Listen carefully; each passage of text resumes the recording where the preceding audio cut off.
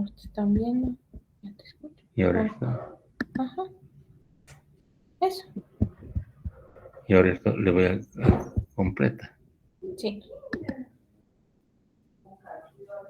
Valerie, ¿se ve ahora?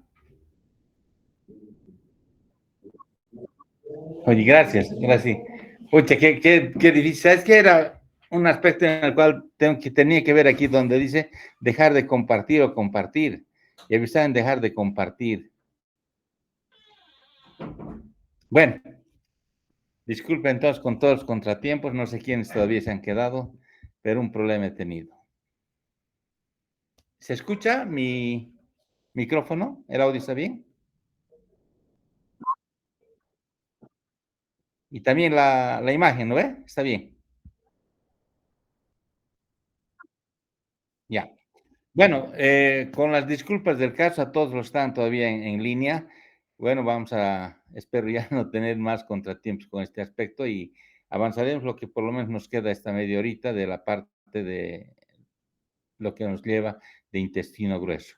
Entonces, vamos a ir por el aspecto de la parte anatómica, bueno, referente a la que es la parte del tubo digestivo, la parte terminal, donde vemos que la parte terminal vamos a empezar con la válvula ileocecal. La válvula ileocecal es la que viene desde el intestino delgado y entra al intestino grueso y terminamos en el ano. Esta parte es la que vamos a charlar estos días referente a lo que es la patología. Entonces tenemos aquí una imagen en la cual vemos el intestino grueso, tenemos aquí el intestino delgado que está llegando, el ilion terminal, tenemos aquí una válvula que es la válvula iliocecal, que es el ciego, y tenemos el colon, ¿no? El colon que está cortado, y se va viendo pues la anatomía y la distribución de todos los vasos, ¿no? Las arterias, las venas, y la parte linfática, la parte nerviosa, todo lo que conlleva y que, bueno, es un repaso que ustedes ya tienen bastante desarrollado en referente a lo que es anatomía, pero tenemos que repasar para ver la manera de cómo enfrentar en la parte clínica lo que queremos hablar.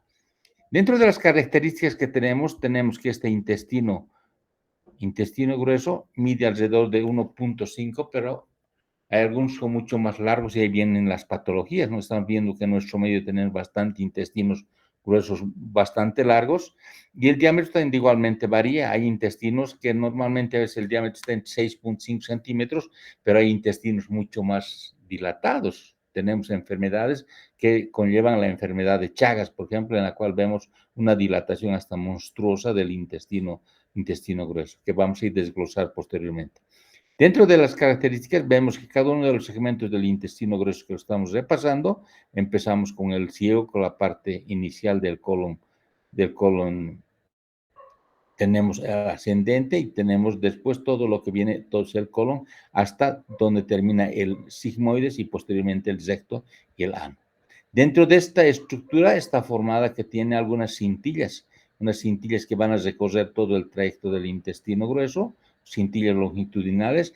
Tenemos apéndices epipélagos como nuestro apéndice, que son del aumento prácticamente y van a formar las ausas que nos van a ayudar en el respectivo funcionamiento del intestino. Entonces, vamos a hablar ¿cuál es la característica de este intestino grueso? Está aquí pintado en rojo prácticamente, todo el intestino que se cuelga, ¿no? En la parte central con el colon transverso. Entonces, esta sería la porción distal de todo el aparato digestivo, la parte distal, porque llega el intestino delgado y empieza el tubo digestivo. Hablamos con una cosa, es bastante importante este intestino grueso, pero también es prescindible, porque vamos viendo que hay cirugías que hacemos colectomías parciales, hemicolectomías, sacamos la mitad del colon derecho, colon izquierdo, y en algunos casos sacamos todo el colon. Por eso hablamos que es un órgano que es importante porque tiene unas funciones, pero podemos prescindir en algunas patologías. Inicia con la válvula ileocecal y va a terminar en unión sigmoideo-rectal. Viene el recto y viene el ano. Tenemos la parte derecha y la parte izquierda del colon. Y en el adulto, como decíamos, mide en el centímetro de 1,5 metros generalmente, pero algunos son mucho más largos y los diámetros van a oscilar dependiente de algún tipo de patología. En la embriología, ¿cómo va desarrollándose? ¿Cómo se mueve este intestino grueso? normalmente las manecillas del reloj van en este sentido, giran así en este. Pero esto va contra las manillas del reloj, donde inicia prácticamente el intestino grueso, la parte del ciego, en la parte del cuadrante superior izquierdo. Y de ahí va descendiendo en contrarruta de las manecillas del reloj y va bajando hasta el cuadrante superior derecho, donde se localiza. Esa es la localización. Pero en esta localización a veces se queda en el camino, se queda el colon sigmoides, o sea, en este caso el ciego se queda a nivel del cuadrante superior derecho, o en algunos casos se queda en el cuadrante superior izquierdo. Lo que ¿qué va a hacer? Que nosotros tengamos una dificultad en tener unos diagnósticos, porque te va a dar una anomalía, una apendicitis que esté doliendo a nivel de lo que es el cuadrante superior izquierdo, es bien difícil, ¿no? Poder diagnosticar, y las sorpresas son esas que existen. En ese sentido, podemos encontrar, digamos, algunas anomalías que puede tener, digamos, esta parte del intestino. Puede haber volvulos, como llamamos, en las cuales hay torsiones, y el ciego, cuando no ha descendido, de igual manera, algunos tipos de alteraciones. Entonces, se conocen con nombre de malrotación. No has rotado bien este intestino, se ha quedado corto en el trayecto, y se encuentran esas patologías, una rotación incompleta o una rotación con una mal rotación, y los volvulos que podamos encontrar. De igual manera, histológicamente, las paredes de este intestino es importante repasarlas, porque tenemos las 4 paredes: la parte de la serosa, la muscularis, la submucosa y la mucosa. Entonces, estas son las paredes del intestino. Y lo que es importante para nosotros en el aspecto de lo que se va dilatando el intestino es una parte de los ganglios que van a ir viéndose en ese sentido. Y tenemos ganglios, como decirles, el plexo submucoso. Aquí tenemos el plexo submucoso de Auerbach. O sea, aquí está por debajo de la mucosa. Vean ustedes ese intrincado de imágenes amarillas que tiene, es un plexo que está haciendo, que es el que va a ayudarnos en la contractilidad. O en aquella que es la parte muscular, aquí tenemos una muscular en la cual es circular, y la otra parte que es longitudinal. Y al medio tiene otro tipo de intrincado así, de igual manera del plexo. Dense cuenta que este es otro tipo de plexo que está bien. Y entonces el plexo mientérico, ¿no es? Es entre los músculos está bien. Entonces hay un plexo mientérico. Y vemos que cuando hay alteración de una enfermedad como la que conocemos, la enfermedad de Chagas, vemos que este plexo prácticamente es el dañado. Y en ese sentido no tiene esa contractilidad el intestino. Y al no haber esa contractilidad queda como rígido. Y esa rigidez condiciona que la parte superior por encima de eso empiece a dilatarse para vencer este obstáculo. Eso tenemos que poner de acuerdo, porque piensen ustedes, a veces operan un vólvulo y sacamos colon sigmoides totalmente dilatadísimos y creemos que esa es la zona enferma, y eso es mentira. La zona enferma está por debajo, es en el recto, es donde prácticamente no logra ya funcionar. Esa parte que se ha dilatado, a veces se ha dilatado para tratar de vencer este obstáculo como si fuera un proceso obstructivo. Y a veces hacemos un flaco favor, sacamos el colon sigmoides, retiramos el sigmoides y después de un tiempo lo anastomosamos, y sigue la persona con la patología enferma. Por eso, para la enfermedad de Chagas, cuando hablemos en la patología de Chagas, vamos a orientarnos y vamos a poder ver que las anastomos se tienen que hacer lo más bajo posible, porque hay una lesión de los plexos, tanto el mientérico entre los músculos o el submucoso. Entonces hay plexos que están dañados y que no van a dar la contractilidad, y el intestino va a quedar prácticamente como un tubo totalmente delgado, y va a ser el que condicione que se dilate en la parte superior a la lesión.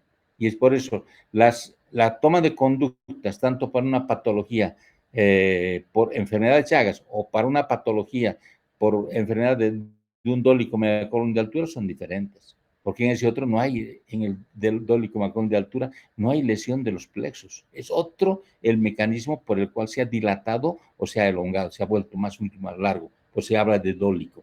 Entonces, es necesario por eso conocer, repasar un poquito lo que es la parte histológica del intestino. Entonces, hablábamos de la túnica serosa, la parte externa, la parte muscular, en la cual tenemos la longitudinal y la circular, la parte del submucosa y la mucosa. Y entre el medio de estos tenemos un plexo, y entre el medio de los músculos otro plexo, que es muy importantísimo para el funcionamiento de la contractilidad a nivel del intestino. Dentro de esta capa longitudinal del intestino, Por eso tiene 3 tenias, es lo que conocemos, las 3 tenias, ¿no? Y esta unión va a avanzar todito, desde el ciego va a avanzar la tenia, y va a seguir ¿hasta dónde? Hasta la unión, donde termina el sigmoides. El sigmoides con el recto, ahí se termina. Y ahí se junta prácticamente, y hacen como si fuera una sola capa de musculatura lisa completa a nivel del recto. O sea, aquí termina prácticamente esas tenias, las tenias en la unión recto-sigmoide, y va a bajar como si fuera una sola capa. Y eso es lo que nosotros vamos viendo. Dentro de la configuración, estas van a formar, como les decía, tenemos las tenias, estamos viendo perfectamente, y estas van a envolver directamente aquí, se forman como una especie de saquitos, unas saculaciones, que son las ausas que nos van a servir en nuestro organismo para que ayude en el funcionamiento colónico. En la austración facilita la mezcla de los líquidos y los sólidos a nivel de lo que es el colon. Y también hay estos apéndices, miren, en estas zonitas son apéndices epiploicos que tienen también. Entonces, todas estas son, así se logra observar el intestino grueso. En las radiografías vamos a ver las ausas, todo, pero lo que vamos observando que en algunas patologías es prácticamente como si fuera un corte en tiralíneas. No hay las ausas, se han perdido totalmente. Y entonces busquemos alguna patología, algún problema a nivel del colon que no está funcionando, está sirviendo solamente como un tubo y no está haciendo las funciones que tiene que cumplir de mezclar, facilitar la absorción de lo que es los tejidos.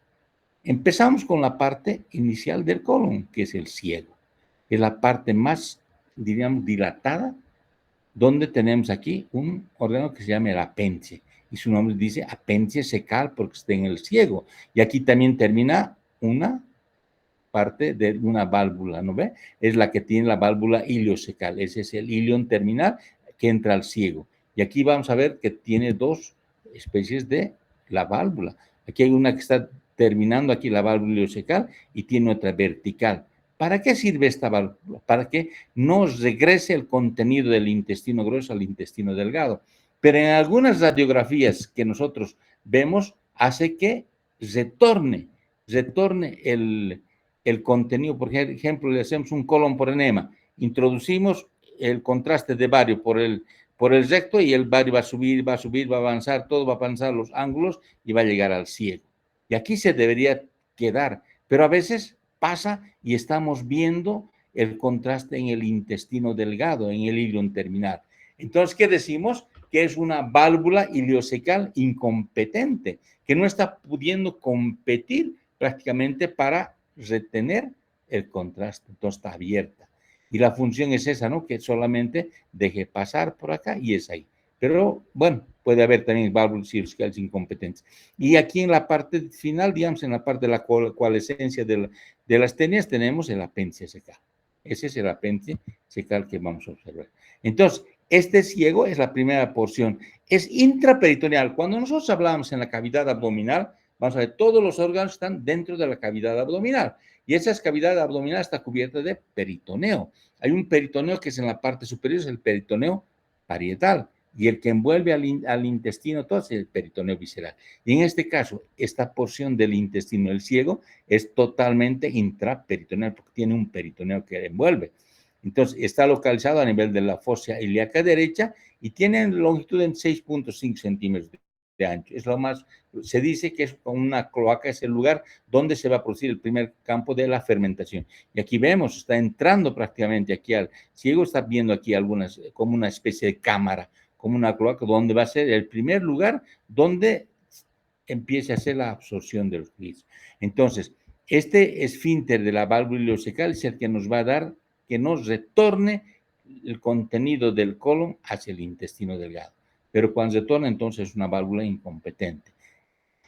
De igual manera, en esta parte tenemos otro esfínter en la parte del ciego que va a ir al colon ascendente, porque el que continúa es el colon ascendente. Entonces, esto llega a formar como si fuera una especie de cloaca, una especie donde llega todo el espacio líquido, prácticamente líquido, y empieza a hacer, inclusive nosotros sentimos algunos ruidos de nuestro abdomen cuando hemos comido alguna cosa, ¿no? Entonces, eso está llenándose aquí a la cloaca y de aquí va a partir, ¿no? Va a hacerse un tipo de absorción, es la válvula ileocecal. Y tenemos aquí las imágenes que nos están indicando. Esta es la válvula ileocecal, siempre tiene dos tipos de válvulas que van a ayudarnos. Entonces, este ciego está aislado con los dos cestines, es una fermentación caudal, se va a fermentar. Acá se van a fermentar prácticamente los alimentos para que sea absorbido. Entonces está cubierto con peritoneo y tiene una movilidad bastante importante. Y esta movilidad hace que si se pueda mover, tal igual como se puede mover el sigmoides, puede lograr volvularse, torcerse. El volvo, que aquí decir, es la torsión sobre su propio eje, así una rotación del ciego entre 160 grados o en 180 grados sobre su propio eje. Entonces logra obstruirse prácticamente. Y por su gran diámetro que tiene a veces, esas veces que se obstruyen, pero sí puede producirse un volvulo de ciego. Dentro, esta estructura que tenemos del ciego, también tenemos el apéndice, y ese apéndice es el que estamos viendo a veces, hay en diferentes posiciones en las cuales cuando desarrollemos el tema, vamos a desarrollar más, pero hay apéndices, y hay apéndices, como estamos viendo acá en las imágenes, hay apéndices en diferentes lugares, por malrotación o por algunos lugares de alteraciones anatómicas. Pero generalmente aquí vamos a encontrar apéndice cecal y el diagnóstico de la apendicitis es clínico, ¿no? Ese apéndice de igual manera tiene sus paredes. Tenemos la pared de la serosa, la parte muscular, la submucosa y la mucosa. Y aquí tenemos los linfoides, tenemos las arterias que van a irrigar estas cosas. Este apéndice cecal es el que está irrigado parte por la arteria mesentérica superior. Entonces, todo el colon derecho está por la arteria mesentérica superior. Posteriormente tenemos el colon ascendente. Después del ciego tenemos el colon ascendente. Y este colon ascendente generalmente tiene una longitud de 10 centímetros. De aquí se va a unir aquí a esta parte que es el ángulo hepático. El ángulo hepático y está indicado por las arterias cólicas, ya sea las cólicas inferiores y superiores, las cólicas derechas. Todas estas que estamos viendo provienen de la arteria mesentérica superior. A veces hay una cólica media que es inconstante, pero aquí tenemos todo el colon derecho que está llegando la arteria mesentérica superior. Vamos a ir viendo más adelante. Entonces, este colon ascendente llega hasta el ángulo hepático. Y después de esto, del ángulo hepático, va a ser el colon transverso. Entonces, llegamos al ángulo hepático, que realmente es un lugar donde a veces está bastante adherido a otros órganos. Por eso, a veces, al liberar las adherencias, podemos lesionar. Por debajo tenemos, ¿qué? El duodeno. Podemos incluso lesionar, a veces, en algunos casos, hasta la vesícula. Entonces, es un lugar donde tenemos que tener cuidado porque es el ángulo hepático. Aquí está fijado en este sentido al retroperitoneo. Posterior a esto de la flexura hepática viene el colon transverso. Aquí lo vemos pintado de verde y está prácticamente colgado. Y en algunas patologías vemos que este colon llega hasta abajo y en algunas personas, mujeres, llega hasta tocar con el útero. Dense cuenta, es largo, es bastante móvil, tiene las tenias en el sentido y tiene las fijaciones. ¿Por qué está fijado? Aquí tenemos el estómago. El ligamento gastrocólico es el que va a fijarle prácticamente, ¿no ve? O el esplenocólico, el frenocólico. Son ligamentos que van a ir sujetando un poco este colon transverso. Es por este lugar por donde podemos prácticamente disecar o avanzar hacia lo que llega a ser el estómago. Y aquí está colgado lo que tenemos, nuestra manta. La manta que es el epiplón que viene, que está colgado en toda esta flexura del colon transverso.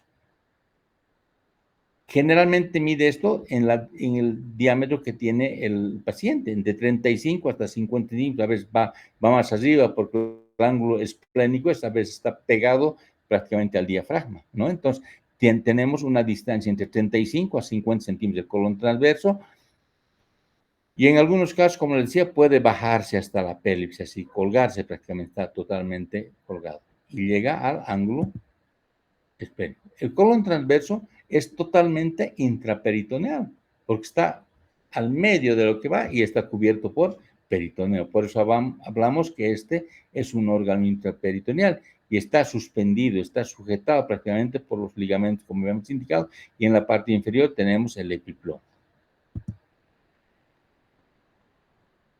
Así, por detrás de esto podemos entrar aquí a la parte de la parte posterior y podemos entrar a ver la cara posterior del estómago, podemos entrar acá al estómago y de igual manera a ver el páncreas, lo que está ahí. Y llegamos a la parte superior y aquí prácticamente está pegado a lo que es el diafragma y aquí tenemos otro órgano que se llama el vaso. Y aquí está, por eso se llama ángulo esplénico, porque aquí está el vaso, ¿me entiende? Entonces, cuando uno va a hacer unas colectomías del lado izquierdo en ese sentido, uno tiene que tener bastante cuidado porque la lesión puede condicionar que podamos dañar o desgasar el vaso y va a terminar en una esplenectomía porque suturar el vaso o hacer algún tipo de punto o algo para cohibir a veces es como una bomba de tiempo que al día siguiente revienta sangre y el paciente puede fallecer.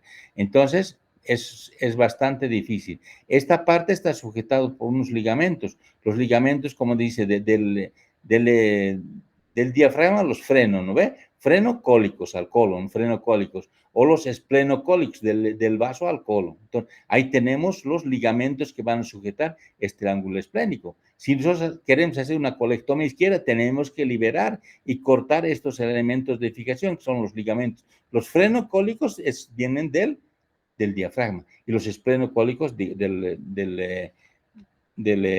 vaso. Entonces, eso es lo que tenemos que ir liberando.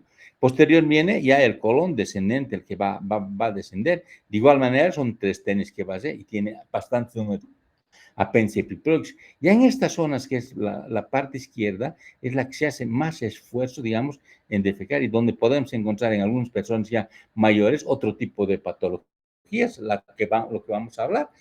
Ya encontramos los divertículos, ¿no entiende? Entonces, hay una enfermedad diverticular en el lado izquierdo y vamos a poder, entonces aquí encontramos a veces patentes epiploicos o a veces encontramos algún otro tipo de patología. Generalmente está pegado a la pared posterior del colon descendente, no es tan móvil como el otro, y está indicado ya a este lado todo el colon izquierdo por la arteria mesentérica inferior.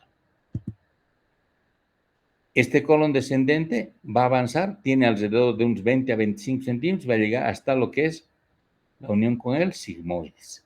Entonces, posteriormente tendrá el colon sigmoides que va a llegar. Y tenemos el colon sigmoides, como su nombre es como una S, ese colon sigmoide, y va prácticamente en todo la parte, digamos, que es libre. Es un segmento del colon que es bastante libre y puede prácticamente volvularse, o sea, torcerse. Y aquí tenemos esta parte en la cual vemos la parte donde está descendiendo el colon descendente y la parte donde está ya uniéndose al recto. Esto sería como los pies de esto. Y cuando existe una mesenteritis retráctil en la cual hay un proceso inflamatorio, ya sea por alguna patología o un crecimiento grande de este colon sigmoides, estos pies se acortan, se achican. Es como los pies de una bailarina. Para dar una vuelta, prácticamente unen los dos piecitos y sobre un solo pie gira. Y es ahí donde viene. Por eso decimos la torsión del colon sobre su propio eje, se tuerce. Entonces, ahí, en algunos pacientes cuando operamos vemos que esto está prácticamente pegado, pero tiene una patología grave el paciente, añadida, por ejemplo, patología adyuvante que pueda tener ya sea un anciano, y no vamos a hacer una resección. Entonces hacemos una plastía que quiere decir, vamos a fijar este intestino. Por ahí hemos entrado a operar un paciente con una oclusión y no queremos prácticamente resecar este intestino y anastomosarlo. Entonces hacemos una plastía, hacemos el corte en este sentido y suturamos en este otro y ampliamos prácticamente estos pies, estas partes, entonces ya va a ser mucho más difícil que pueda torcerse y lo fijamos a la pared. Entonces el paciente, aunque tenga mucho más largo, sea estreñido, tratemos de darle en ese sentido algunos lubricantes intestinales, bueno, vamos a ayudarle, pero si hacemos una anastomosis, salvo que le hagamos una colostomía, ¿no? Pero en ese sentido, a veces optamos por hacer una plastía y se llama una mesoplastía, ¿no? Entonces estamos bien. Entonces tenemos el sigmoides. Generalmente varía entre 10 a 30 centímetros, pero ustedes ven que a veces hay sigmoides mucho más grandes. Y hoy en día se ha optado, ¿no ve? Por hacer en nuestro medio, ustedes cuando visitan los hospitales, dicen, este paciente viene con una colostomía. ¿Qué le hicieron? Una operación de Hartmann. Eso es casi frecuente. ¿Y en qué consiste la operación de Hartmann? Es en la sigmoidectomía, todo lo que termina en ectomía es retirar. Gastrectomía es sacar el estómago. Colectomía es sacar el colon. Entonces aquí le hacemos una sigmoidectomía, se reseca todo el colon. Entonces, cuando resecamos el colon, va a quedar una boca aquí abierta y otra boca aquí abierta. Entonces, esta boca distal la voy a suturar. Entonces, sigmoidectomía con cierre del muñón distal. Y esta la voy a abocar al exterior haciendo una colostomía terminal en flanco izquierdo. Entonces, eso se llama operación de Harman, ¿no? Entonces, esa generalmente se ha adaptado esa intervención quirúrgica a nuestros pacientes que tienen volvulus sigmoide con asa necrosada. Lo que esa cirugía estaba prácticamente dedicada al cáncer del sigmoides. Para eso, Harman había creado esa cirugía para el cáncer del sigmoides, ¿no? Pero nosotros en nuestro medio hemos adoptado para el problemas en los cuales tenemos volvulus sigmoides con necrosis, le hacemos para no anastomosar inmediatamente y que la mortalidad aumente, le hacemos una ostomía aquí, retiramos el sigmoides, hacemos la ostomía y cesamos el muñón distal. Eso se llama operación de Harman, ¿no? Entonces, este intestino es el variable y el diámetro igualmente varía de todos los. Entonces, el colon sigmoides, después de eso, se va a unir aquí en unión, esto es las bandas se van a unir y van a ser una sola capa sin apéndice epiploico, que ya viene a ser el septo, ¿no? Entonces, ese es el septo. Entonces, repasando la irrigación del colon del lado derecho, tenemos aquí está la arteria mesentérica superior, la del colon izquierdo es la arteria mesentérica inferior. Entonces, tenemos las dos arterias que vamos a mesentérica superior y mesentérica inferior. Entonces, el colon derecho, arteria mesentérica superior, de aquí a este lado. Todo esto con sus ramos que tiene. Y la mesentérica inferior, el colon izquierdo. ¿Dónde nace? Nace esta a nivel de la lumbar 1. O sea, por encima del tronco celíaco. El tronco celíaco es la que va a irrigar, ¿no? El tronco celíaco es la coronaria estomática, la esplénica. Esa va a 1 centímetro prácticamente por debajo del tronco celíaco. El tronco que va a ir al estómago, por debajo de esos 1 centímetro, ahí tenemos la arteria mesentérica superior. Y esta va a irrigar todo lo que es el colon derecho, pero también el intestino delgado. Entonces, si tenemos una lesión del intestino, o sea, de la arteria mesentérica superior, prácticamente todo su intestino está necrosado. O sea, es serio, ¿me entiendes? O sea, a nivel de la lumbar 1. Entonces, tenemos que ver bien esta de la arteria mesentérica superior, todo el colon derecho. Nosotros optamos para las colectomías, no lesionamos la arteria mesentérica, sino vamos resecando las cólicas derechas que vamos a hacer, ¿no? Entonces, eso es importante. Y tenemos la arteria mesentérica, digamos, tiene sus ramos como la arteria cólica media, la arteria cólica derecha que viene aquí, la iliocólica que va aquí, con ramo apendicular que va a ir abajo, o sea, y todos estos ramos ileales y ayunales e ileales para el intestino delgado. Entonces, una lesión de la mesentérica superior, imagínense, prácticamente todo el intestino delgado está dañado, más la mitad del colon derecho. Es grave, es bastante tremenda. Y la mesentérica inferior, de igual manera, aquí tenemos, entonces, nace a nivel de la lumbar 3, o sea, un poco más por debajo la arteria, y desciende. De igual manera va a dar sus ramos, ¿no ve? Ramos a nivel del lado izquierdo, y tenemos como la cólica superior izquierda, tenemos la cólica izquierda, las arterias a nivel del colon sigmoide, las sigmoideas y las hemorroidales. Las hemorroidales superior, la media y la inferior, entonces tenemos toda la parte izquierda, desde la parte del colon descendente que nos va a dar con las arterias cólicas. Y vamos a llegar hasta lo que serían las hemorroidales. De igual manera, estas dos arterias, la arteria mesentérica superior y la mesentérica inferior, se van a unir a través de un arco, el arco del Riolano. Está prácticamente juntando ambas arterias, el arco del Riolano. Y después hay un arco anastomótico también, el arco de Drummond, que va ayudando en ese sentido. Pero tenemos acá el arco del Riolano. Tenemos aquí el arco del Riolano, que está prácticamente llevándonos la sangre de ambos lados, ¿no? De las dos arterias. Entonces, a veces está alimentándose a través del arco del Riolano las algunas de las arterias, algunas intervenciones que planteamos. Pero tenemos que ir viendo en ese sentido. El circuito arterial, vamos a ir viendo a través, esto es a nivel del colon transverso, ¿no? Y en la cual vemos la unión de la mesentérica superior con la mesentérica inferior a través del arco de Riolano.